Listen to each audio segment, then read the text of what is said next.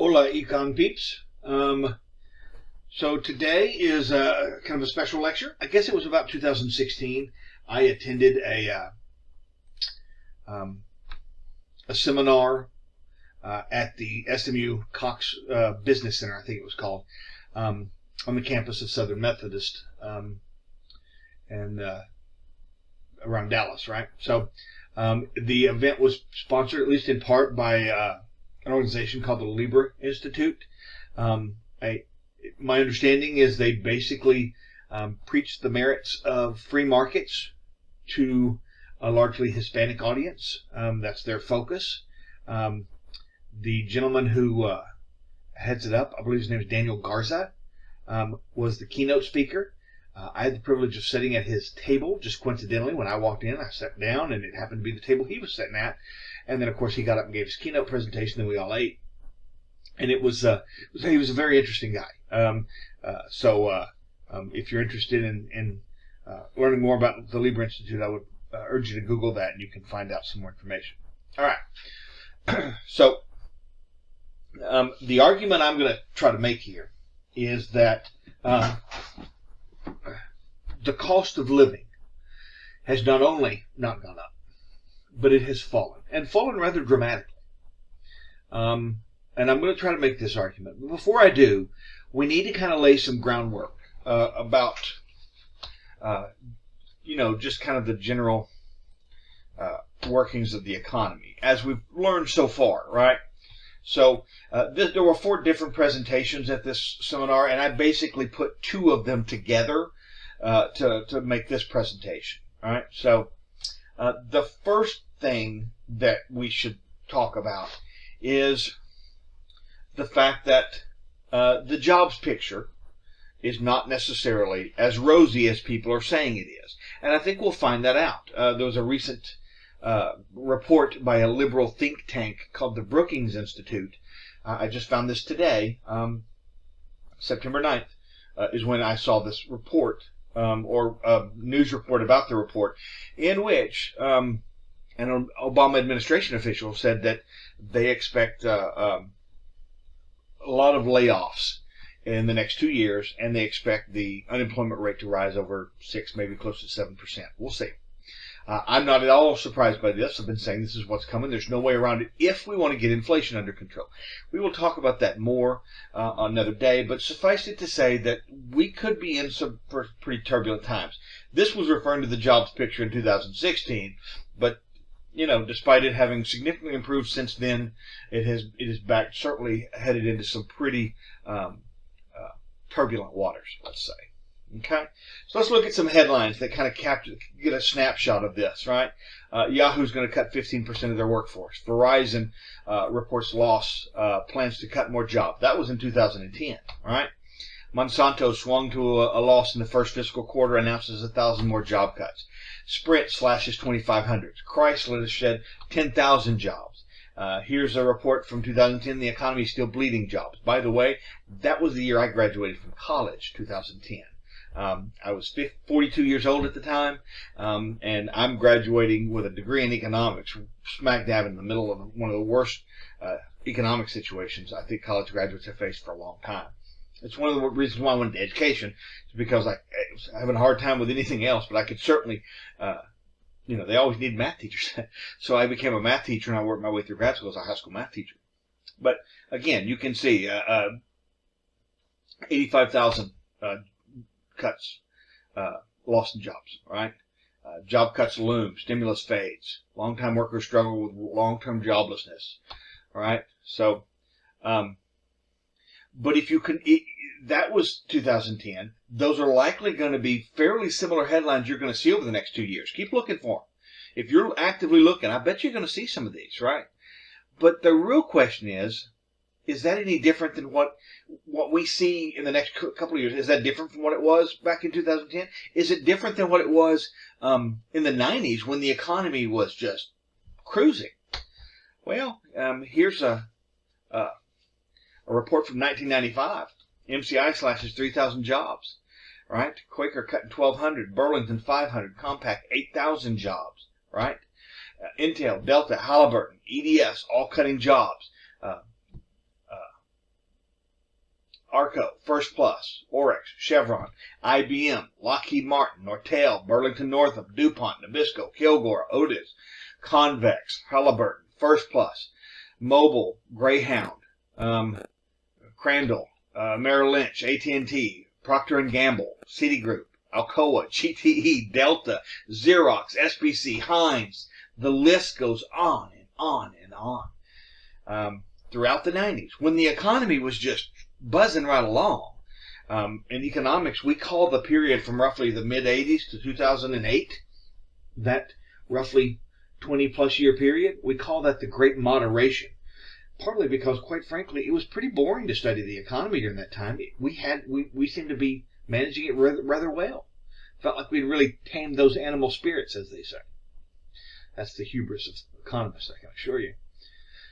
But it doesn't end, right? These layoffs. So the question is, do those layoffs, do those job cuts, is that really evidence that the economy is faltering or failing? Not necessarily. There was a time where we got around like this, on horses, horseback, and buggies, right? Here's a whole stagecoach, right? We also got around by train. All right? That's a mode that's not as popular today as it used to be by any stretch, and we'll see details on that. We traveled across the globe in steamboats, right? So during those times, you had carriage makers and blacksmiths and teamsters, engineers, conductors, boiler makers. All those jobs, we kind of lost a lot of those as a result of technology, right? We got better transportation, arguably, right? There's a 1912 Model T. Ain't that a beaut? How'd you like to be driving that? Better hope for good weather, huh? And that, of course, led us to create the interstate highway system, right? And then the Wright brothers in, what was it, 1903? Heavier than air flight, once thought impossible. Within 3 decades of this occurrence, commercial airline travel was pretty standard around the world. 5 decades, by the 50s, it was everywhere, right? And so all the jobs of these blacksmiths and buggy whip makers, all the folks working on the railroad. Did you know in 1920 there were over 2 million people working for the railroad? That's 1 out of every 15 people. All right? 2 million people in 1920. Remember that number. 2 million, 1920. That accounted for 1 out of every 15 people working. All right? And that's what the picture looks like today going into the 2000s. 20 years ago, you can see that it had dropped below 300,000. You could also talk about this in terms of operators. For example, when I was stationed in Germany back in the late 80s, I used to have to call the operator to connect to my parents' house, collect call. They would have to accept it, and they would be charged. They were hopefully more than happy to pay the phone bill to have the opportunity to visit with me briefly on the phone. And of course, the time difference. Germany's like, I don't know, 7 hours ahead of us or something like that. So it was a bit of a pain. But nonetheless, I would call periodically, right? And I would have to call an operator and say I need to make a collect call to Texas with my little Texas twang. It was a little strange sometimes, right? How about the typing pool? That was pretty common practice not so long ago.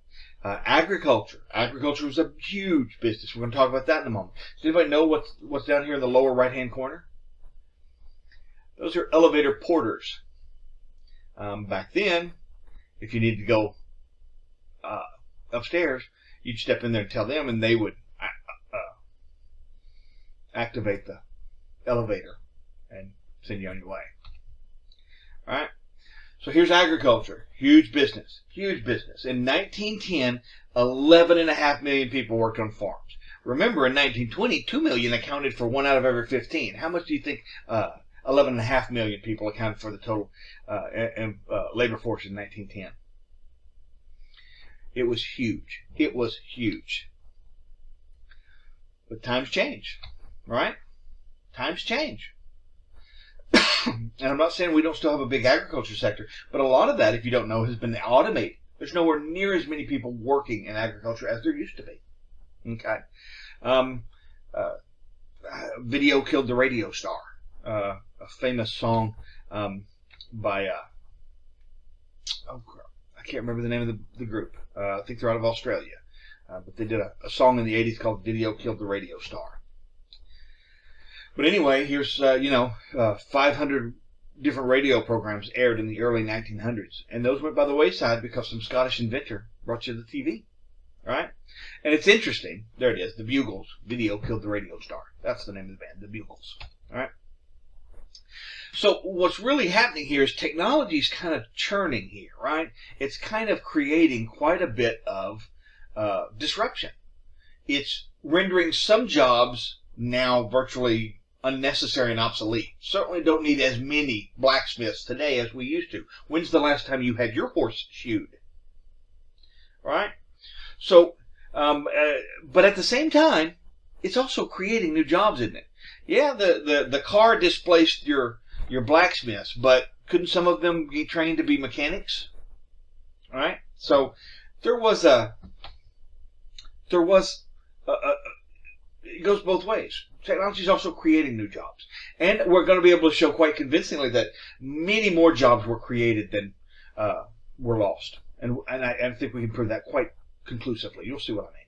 So here's another business that's really virtually gone now, right?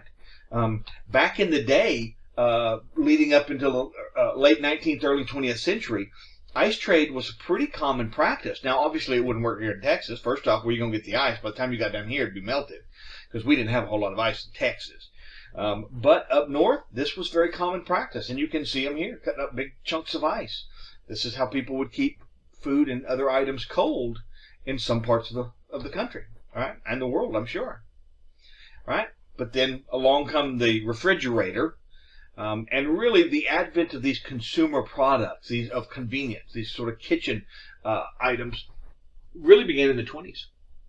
And this was something that people couldn't afford, and this was also the advent of consumer credit, right? So that people would be able to buy them on credit and then pay them off over time. And that accrual of debt is one of the reasons why many people point to the stock market collapse in the late 20s and then the Great Depression that followed. Right? But nonetheless, here we are. We have a kitchen. This one looks to be somewhere in the 30s or 40s, if I had to guess. Maybe in the 50s. It's hard to tell. But you can see that that's what that was. So machines, the technology is often cast as the culprit, and people are somehow the victims. And we see that today. Everybody's talking about how automation is going to displace all these jobs. Be careful what you wish for. If you're one of those folks who advocates that low-skilled, low-wage labor get paid more, that you want to see an increase in the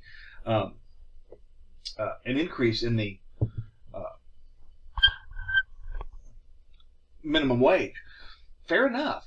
But be prepared, because be careful what you wish for, because I promise you, the more it costs to hire humans, the less it costs to automate. And the jobs that are the easiest to automate are those low-skilled, low-wage jobs. They're easy to automate. The only reason they hadn't is because it was low wage. It didn't cost. It was more economically efficient to pay somebody $7.25 an hour or whatever than it was to automate that for however much that would cost. But at $15 an hour, guess what? It becomes a lot cheaper to automate.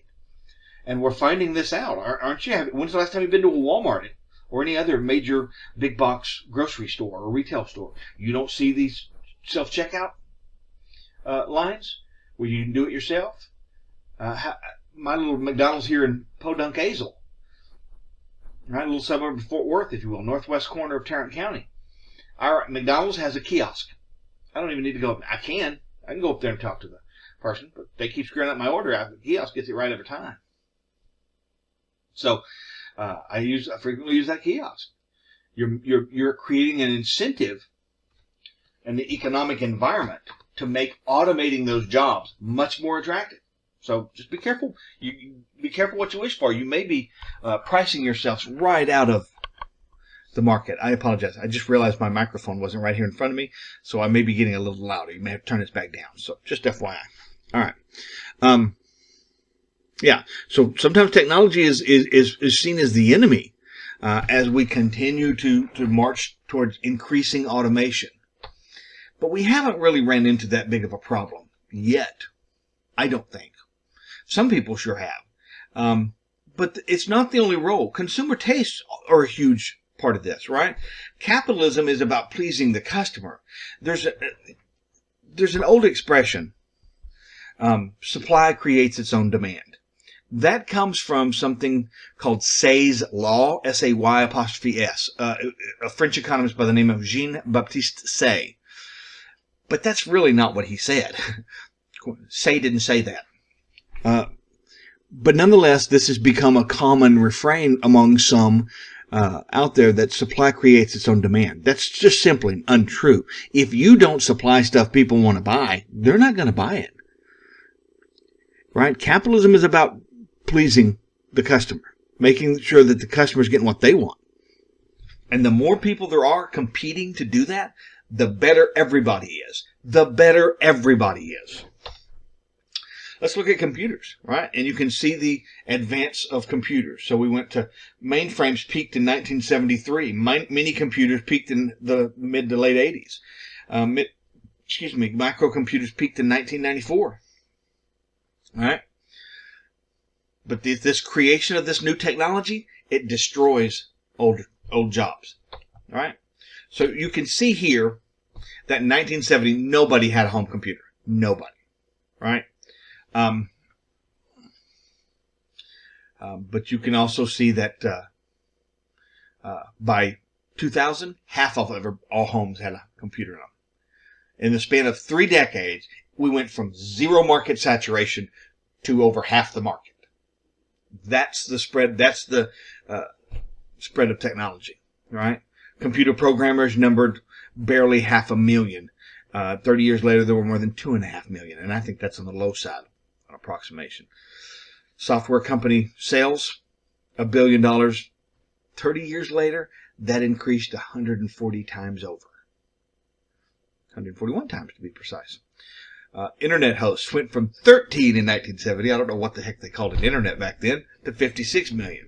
When I was in the Army in the mid to late 80s in Colorado, Fort Carson, Colorado, we would use, a friend of mine taught me how to use a modem. And we would dial into bulletin board systems. And you would take the old phone that sat on a cradle, and you would have to put it in this. The modem then was you put the phone in it, on it, and it would sit inside there, and you could dial up a bulletin board system. It was called a BBS. And that was what passed for the internet at that time. And I remember thinking, this is going to be a big deal. This is going to get bigger. Sooner or later, we're going to be buying cars online. And that's one of the things you could do is go to these bulletin board systems where car lots would be talking about the cars that were coming out and stuff. It was interesting. Played a lot of games on there. Mostly text-based adventure stuff. But nonetheless, you can see the growth in this, right? And then, of course, the last time you've seen the Encyclopedia Britannica may have been in your local library. That's the best you got right there. But back not so long ago, this was very common practice. Today, you just go to the internet. Google has really supplanted that. And as I have other search engines, better search engines, if you ask me, but that's personal preference. All right. So between 1990 to 1995, as this explosion in technology, what happened was you had I've said this before, 2 paradigm-shifting technologies in their own rights merged. Communication, computers, they came together to form this internet, and this was in the early stages where everybody could see this coming. And despite that, they were cutting jobs, almost 1 million of them between 1990 and 1995, cutting jobs, not adding people, reducing. Kodak just fell off the map, right? Mainly because we have phones that do it now. I mean, this is a really good camera, right? To me, pretty good. I printed pictures and prints from this at the kiosk down at CVS or something similar to that, right? But you can see the job picture at Kodak and how it shrinks, right? We call this creative destruction, which is a term that to my knowledge, it's attributed to a man by the name of, I think it's Arthur Schumpeter or something like that. Schumpeter. I think he's Austrian. But I think he really got it from, to be frank, Karl Marx. It's this idea that free market economies continue to adapt, continue to progress, continue to create new technology, and in so doing, displaces old jobs but creates new ones in their place. And in fact, you can see here railroad employees from 2 million in 1920 to 111,000 20 years ago. That's a huge collapse in that particular employer, right? There are no carriage and harness makers. There are no telegraph operators or boiler makers, right? Anybody know what a cobbler is? It's not someone who makes peach cobbler, right? They fix shoes. Back then, you kind of needed someone to fix your shoes because you just couldn't go down to the local Payless or Walmart and buy you a new pair like you can today, all right? Watchmakers, we don't really have watchmakers anymore. You just go buy you a new watch. They're digitized. They're pretty cheap and inexpensive unless you want a high-end one, right? So let's see. Farm workers went from almost 12 million, 11.5 million to less than 750,000 in the span of 90 years, right? Secretaries, we lost some, but still, computers played a huge role in that. We didn't need typing tools anymore. One person with a computer was as efficient as 10 or 15 typists in the pool. So it worked out, right? But they didn't have, in 1900, they didn't have any airline pilots or mechanics. Today, 250,000, 20 years ago. Today, it's even more. And the demand for that is huge, right? They didn't have auto mechanics. They do today. Engineers went from 38,000 turn of last century to over 2 million turn of this most recent century. That's a huge jump. And you can see there's a number of different jobs that really increased. In fact, if you crunch the numbers and start doing the math, you find out that over the period what is that, about a 30-year period from 1979 to 2007, about 29 years. For every 3 jobs that we lost to creative destruction, we gained 4 jobs. And I think, again, I'm going to be able to show that that's got to be a true statement.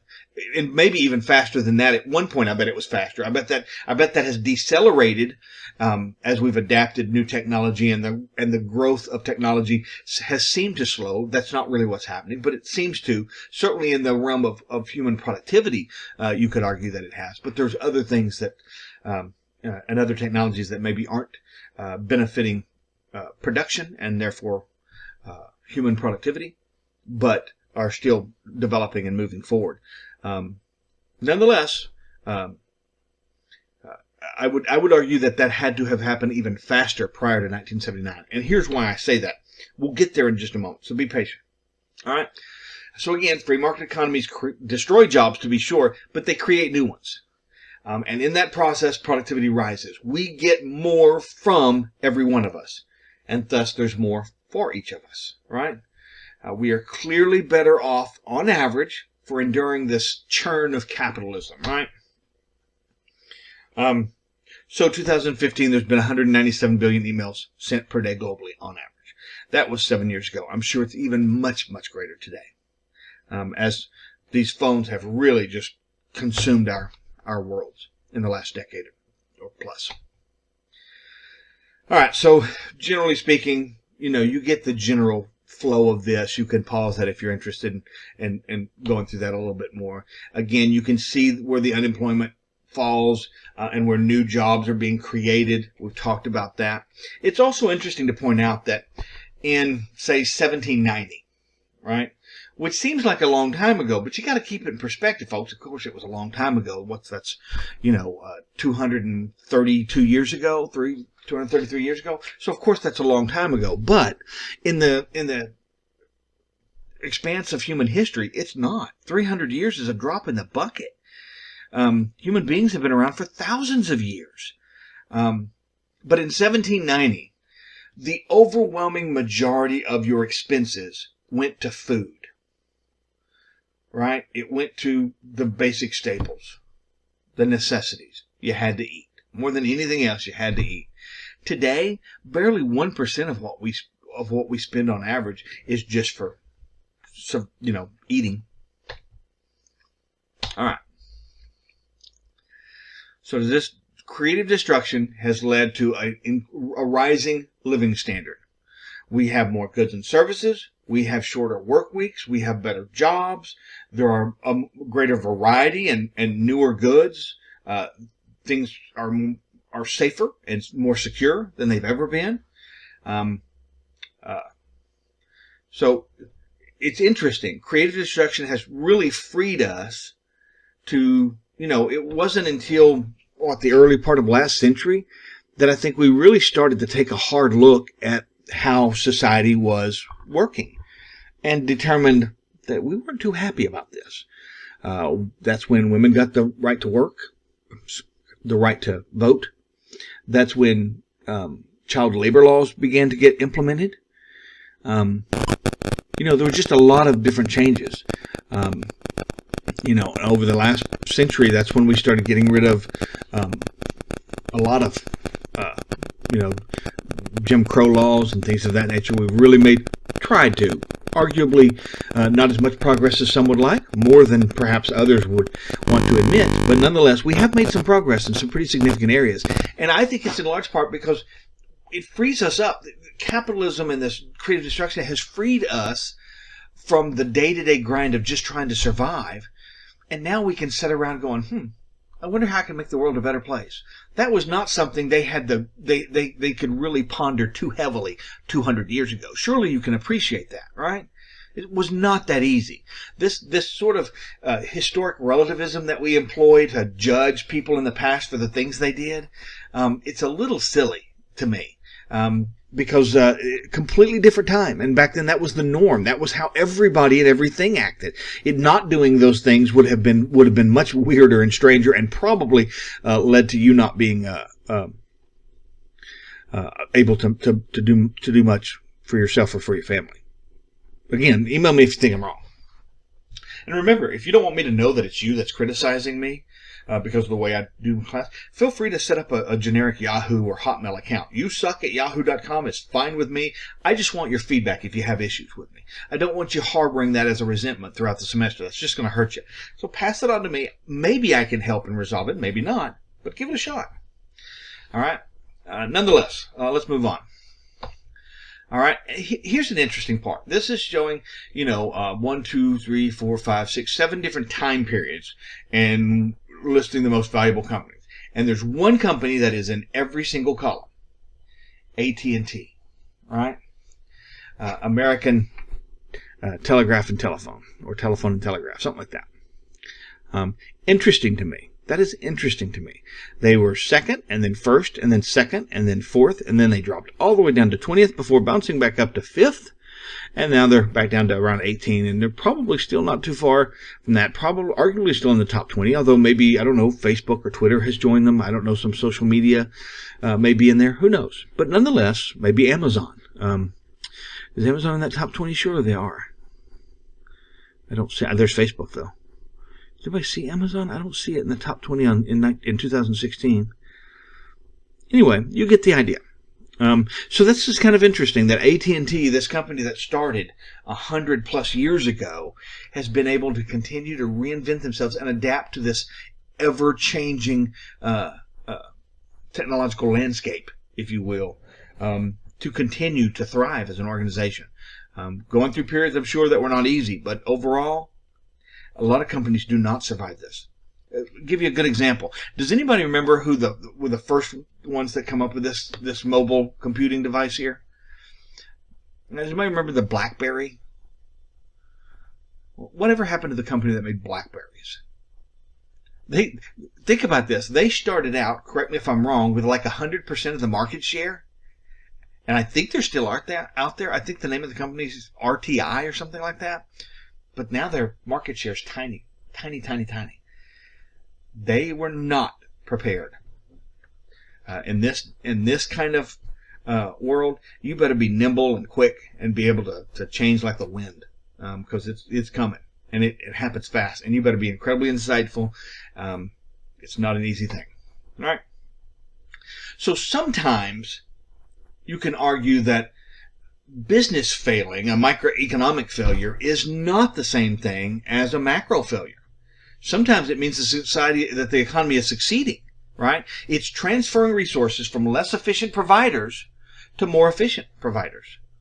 And that's not nothing. That's what we want. Because, I'm sorry, contrary to what some may believe, human beings are terrible at predicting where we need to put these. Some are better than others, to be sure. Maybe we need to get the CEOs of AT&T to run our government, then we can argue. But certainly I haven't been impressed with politicians to do it by any stretch. Anywhere in the world, not just here. All right? Again, Kodak just collapsed. We did a business thing on them when I was in business school. My master's degree in economics was actually a dual master's initially, MBA and economics. I transitioned to just economics, went ahead and graduated, then moved on to the doctoral program in another area. But before I did, I had to take a marketing class for my MBA and a graduate marketing class. And one of the things we did was a project on Kodak, and it was bleak. It was tough, brutal. If you don't know, Kodak made cameras and film and stuff like that. It's very commonplace. When I grew up, that's what we got. Get the film, load it in the camera, take pictures, then go take it delivered, and you couldn't see what the picture turned out to, sometimes for weeks or months. But today, boom, it's right there on your phone immediately. And they just chewed Kodak up. They just chewed Kodak plumb up, gone. Right? 1970 market capitalization. Most of it was manufacturing. Today, most of it is high tech. Right? Telecommunications is taking on a bigger role. That's in part the internet. And this was in 2000. Now, 22 years further along than from that, it's probably even more. I would suspect that high tech has taken on an even bigger role. Telecommunications has taken on a bigger role. We're much more service oriented. So maybe some of these other areas have grown too. So everything is subject to this creative destruction. The products we consume, the jobs we have, companies where we work, our investments, even the human capital your employer might want you to have, the skills, the talents, the knowledge, even that can be subject to this kind of change. And you can see some of that again here. All right. So typically, job loss is seen as, there's something wrong with me. And then we externalize it and say there's something wrong with the company or maybe something wrong with the economy. And in fact, there's really nothing wrong. Somebody somewhere is doing something right. Okay? And this anti-technology stuff, and some of you may even agree with it, you're not original by any stretch. This dates back to the Luddites of 19th century England.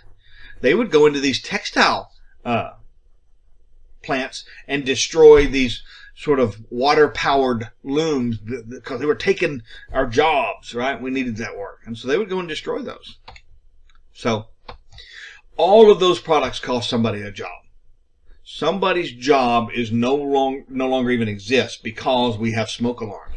We need fewer firefighters. We have more safer cars, right? Smaller computers. We don't need desktops. I have an old desktop down here. My son's always asking. He's just enamored with that thing. Can't believe that's a computer. It didn't work, but it's there. Creative destruction is a real thing. It is the primary force that delivers progress in a free market system. It's hastened by technology, but ultimately consumers decide the direction that this is going to go, how it's going to get used and to make what, right? And so job loss is not the result of a failure. It's the result of progress, right? Companies need for talent and skill of their workers. That evolves as progress changes, right? All right. Now let's move on to this idea of standard of living. Now that we've established that maybe, there's something driving here. There's a force behind all this that I'm about to talk about. And that was the main point of that first half hour. My apologies if that seemed unnecessary, but I assure you it is not. So how do we benefit from this churn? Again, cost of living has fallen dramatically. Let me tell you what I mean. So, for example, we typically measure productivity as output per hour of work. But if we take the inverse of that, we get how much a product costs in terms of how many hours you have to work to make it, to make enough money to buy it, right? So we call that the work hour cost of a product. couldn't you argue that that's the real price of a product, right? Adam Smith, author of Wealth of Nations, that Scottish philosopher I mentioned, arguably the godfather of economics, wrote Wealth of Nations, published in 1776. Scottish philosopher said, the price of everything is the toil and trouble of acquiring it. What is bought with money is purchased by labor. Henry David Thoreau said, the cost of a thing is the amount of life which is required to be exchanged for it. Right? So let's take a look at an example of what I'm talking about here. Right? So here's a color TV in 1971, the Sony Trinitron. All right? It cost $620 in 1971. The average hourly wage in that same time was $3.57 an hour. All right? So the average worker would need to work 174 hours to have enough money to buy that TV. See how we're talking now? Now, is the average hourly wage accurate? I don't know, but if every year we calculate it the same way, for purposes of comparison, it does not matter whether it is accurate. As long as we did it the same way every single time, then when we compare them, we're looking at apples and apples. And that's what we want. If you disagree or find some flaw in this, let me know. Bear with me. All right.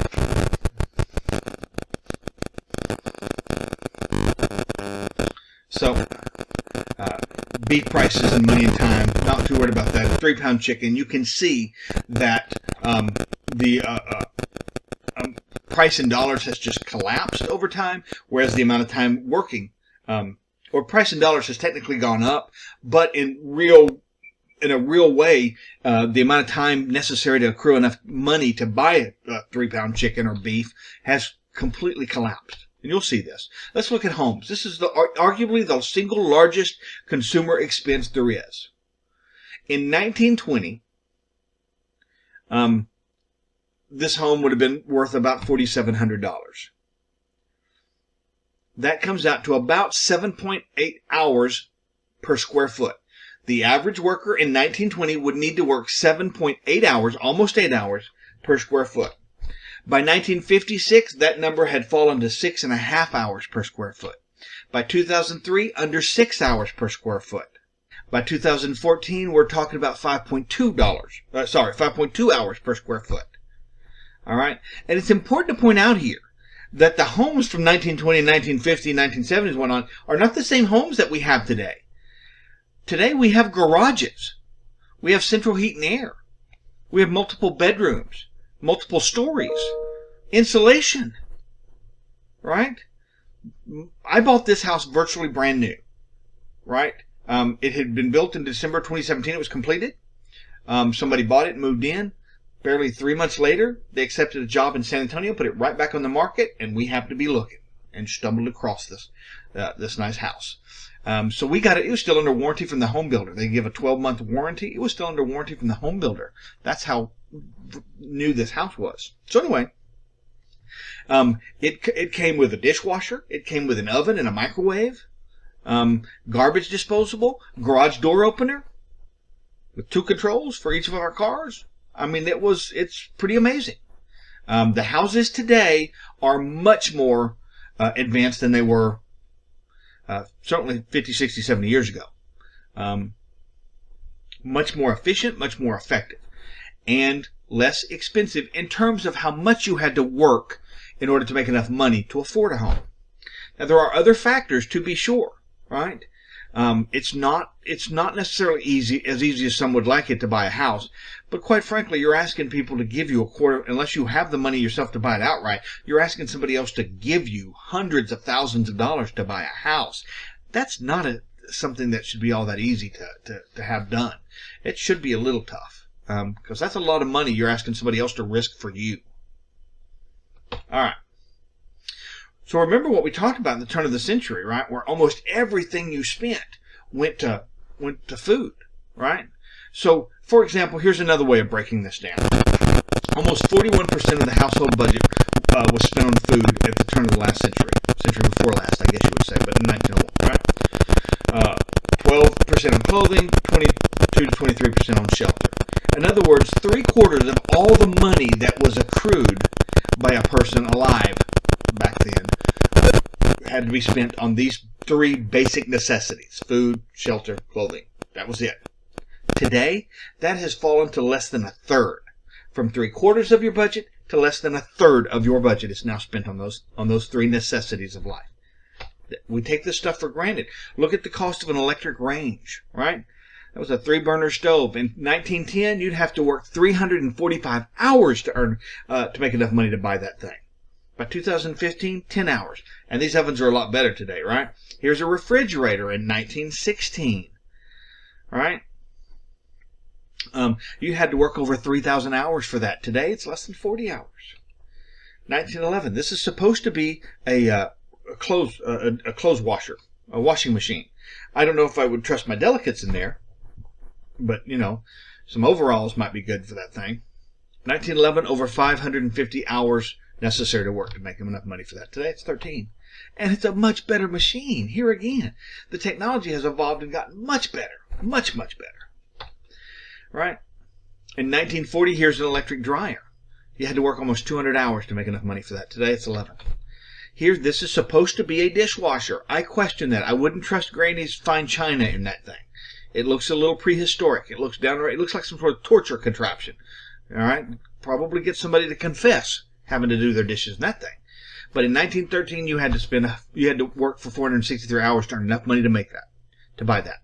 2015, 12 hours. TV, we talked about this earlier with that 1971 Sony Trinitron. There it is again. But in 1954, that box right there, 562 hours. Today, 12.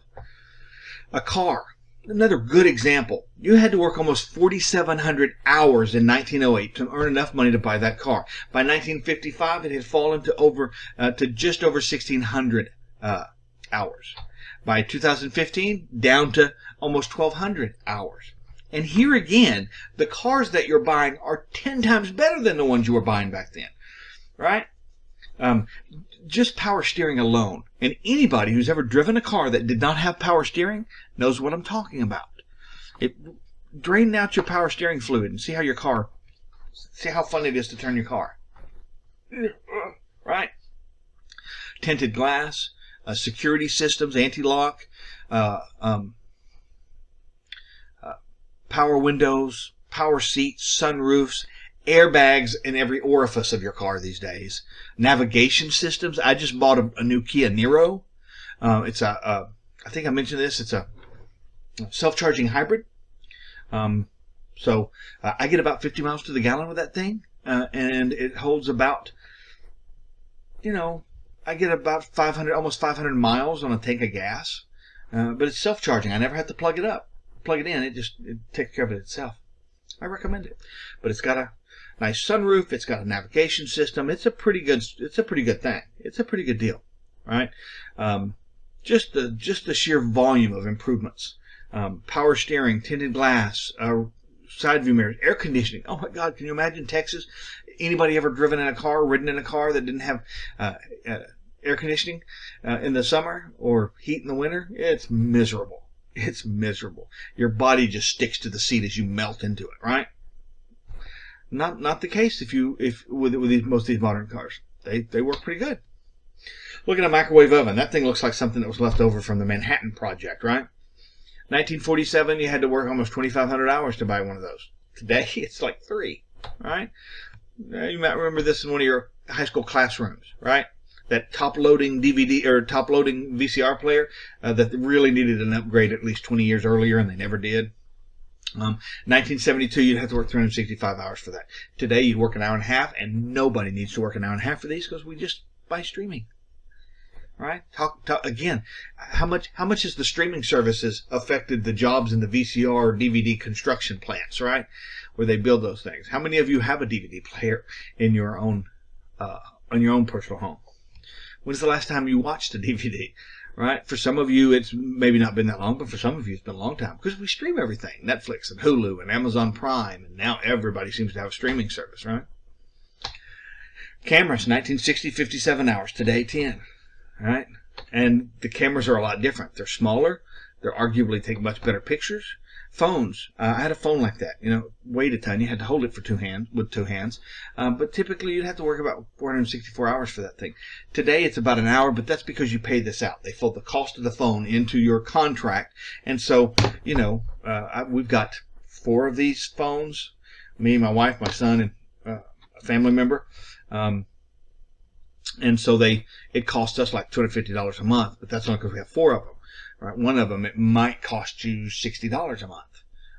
And how many hours do I need to work to make $60? Or the average worker need to work to make $60 to pay for that? All right? Coast to coast flight in 1930. I told you, about 3 decades removed from Kitty Hawk, and boom, it became fairly standard practice to be flying around the country, certainly maybe even the world. $200 for a coast to coast flight across the country. 366 hours would be necessary to work to earn that much. Today, it's $78 more expensive, and with inflation, it's a lot more expensive, but you only have to work 12 hours on average. All right? Calculators. Computers, my goodness, look at this. This was an early computer, punch card machine. So is that, by the way. They're punch card machines, right? You have to have an entire floor dedicated to having enough processing power. MIT certainly did that. Others did that. Right? This is an early computer. This is a floppy disk. My very first computer was something called a Commodore VIC-20. It predates the floppy disk. We used cassette tapes. It's called a data set, but it's a cassette tape. Right? And then there's that, I don't know if you can see, but that was the old floppy. That's where it got its name, a floppy disk, because it was literally kind of floppy, and you put it in there. That's an old one. And then they upgraded that one to these smaller 3¼ inch floppy disks. And then eventually that just went completely away. Went to CDs, now DVDs, and now your laptops sometimes don't even have a DVD on it. There's no need to put those things in there. All right. So computers, another area where you've just seen rapid growth, and they've gotten increasingly less expensive in terms of how much the average worker needs to work to make enough money to pay for this. Right. And here's a whole bunch of goods. You put it all together, you're talking about over 60,000 different goods and services that we consume. All right? And again, your cost of living, in terms of money spent, seems much greater. But in terms of how many hours you have to work to make that much money, oh my gosh, it is a fraction of what it was. A fraction of what it was, right? On average, right? The problem is not that that the cost of living has gone up. It's not the cost of living. It's the cost of living high. And I don't mean the way you wish you were. I mean the typical way. The living with all these advances in technologies, right? Consumption per person from 1929 to 2014. That's a pretty steep climb. Today, American consumers consume double what it was in the 80s when I was a teenager, triple that of the 60s when my parents were teenagers. Today, you consume 5 to 6 times that of just your great-grandparents, right, from the 40s, 50s, the World War II era, the boomers, from when they were kids, right? And how is this even possible? Man, I'm telling you what. Again, I'm wanting someone to tell me why I'm wrong. I see evidence like this, and I don't know how I could possibly not conclude that capitalism is extraordinarily efficient and effective. Now, is there a downside to it? Of course there is. Let's not let good be the enemy of the perfect, right? Let's accept the reality that nothing humans do will ever be perfect, because humans aren't perfect. Everything we create, every system we create is going to have flaws, going to have shortcomings, naturally. But what other conclusions can you draw from this? Let me know. All right. Capitalism has its own built-in welfare transfer system. So, have you ever done this? Right? Have you ever wanted something, but it just came out, and it's just too expensive, so you're going to wait until the price comes down, right? But what if everybody's waiting for the price to come down? The reason why the first generation of any new good or service is so much more expensive than future generations of that good or service is because all of the cost associated with developing that good. All of the research, the money spent researching the development of that good has to go in, has to get recovered in that first generation. If you can't recover that, then you can't continue, you can't make enough money to start a second generation, right? For most people, they had to borrow that money in order to get there. And they've got to get that, they've got to be able to make payments on that, or they're going to go belly up. So how? If everybody is, most of us are, none of us are uber wealthy, are we? So most of us have to wait until the price comes down. What if everyone waited? I mean, who is it that's buying the good when it first comes out? When it's at its highest price, when it costs the most, who buys that? We're the ones buying it several years later when it's second and third generation. But how do they get to second and third generation if they can't find consumers to buy the more expensive first generation? All those fixed costs associated with bringing a new good to market, all the money spent in research, all the money spent in development, all the money spent putting that thing together, who is paying those fixed costs? Who's paying those fixed costs? All right? Think about that. The wealthy are. The people who have the disposable income. In the absence of them, how would we get any new good or service to the market? How would we ever get past that first generation stage? And everything would be more expensive. I don't care for this kind of slide here. The argument is, and it's true, fair enough, the argument is that poverty today isn't near as bad as it used to be. Fair enough, but can we all just agree poverty still sucks? It's a little too cute by half. And quite frankly, I think it's a little condescending and insulting. As someone who was, can I say, chronically, almost pathologically poor for most of my life, back off, buddy. Right? You're right. It's not as bad today. Even in my house growing up, when we didn't have much money at all, and I had 5 brothers, and my mom was single for much of that. You know, we didn't have microwaves. They weren't invented back then. We had a TV. Sometimes it didn't work. We didn't have cable back then, but we had a few local channels. You had a stove. We had a fridge. I don't know about you if you know what a swamp cooler is. That was our air conditioning. You had to keep water in it. Sometimes you had to just put the hose in it to leave the water running. Some of you know what I'm talking about. Right? We didn't have VCRs or cell phones. We did have a vehicle.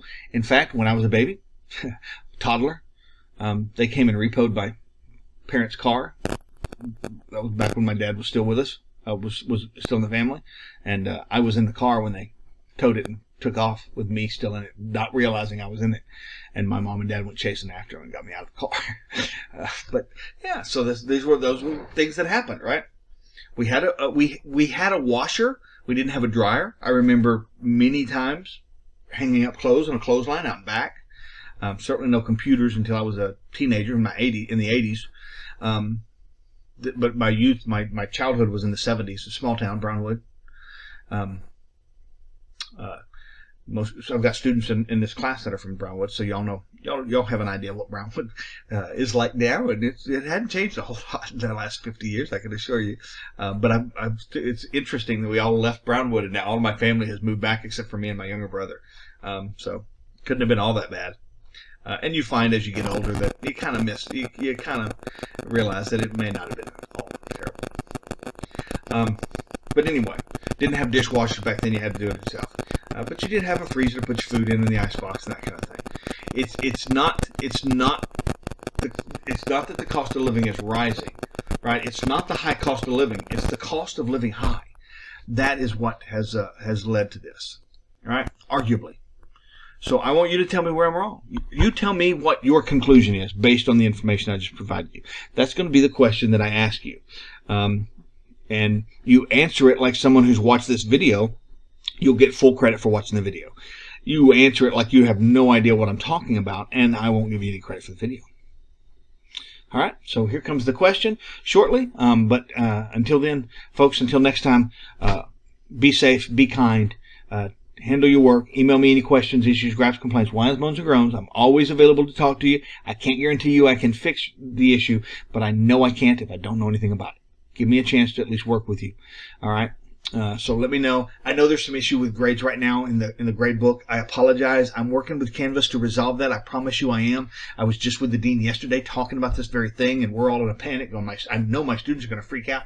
Sure enough, within hours, I was getting 5 or 10 emails about the problem with grades. And it's specific to lecture quizzes. You're the only class where the Edpuzzle lecture quizzes are embedded and automatically brought in, and there's something going on there that's not working well, and I need to get with Canvas and maybe even Ranger College, I don't know, to figure out what it is. So I apologize. We will get that worked out. Regardless, thanks everyone. Appreciate you listening. Took up an hour of your time. All right. Class will typically be about an hour and 20 minutes long, twice a week. So you only get me once, and usually less than an hour each time. So I think we're doing pretty good. Anyway, I will talk to you all soon. Again, be safe, be kind. Let me know if you have any questions. Thanks.